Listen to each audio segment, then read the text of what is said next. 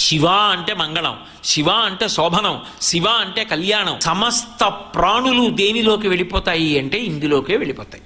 అన్ని ప్రాణులు ఇందులోకే వెళ్ళిపోవాలి. బ్రతికున్నంత కాలం ఇంత గొప్పవాడని చెప్పి మా ఇంటికి రండి, మా ఇంటికి రండి, మా ఇంటికి రండి అంటారు. ఊపిరి ఒక్కటి ఆగిపోయింది అనుకోండి, మా ఇంట్లో ఒక్కరోజు పడుకోబెట్టండి అనేవాళ్ళు ఉంటారా? ఎవ్వరు ఉండరు. తన ఇంట్లోకి తీసుకెళ్లరు, వాడు కష్టపడి కట్టుకున్న ఇంట్లోకి కూడా తీసుకెళ్లరు, బయట పడుకోబెడతారు.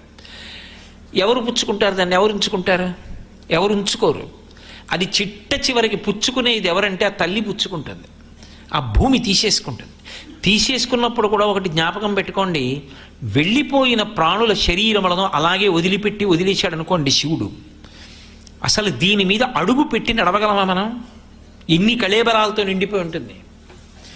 ఇన్నిటినీ పరమమంగళప్రదంగా మట్టిగా మార్చేసుకుంటాడు.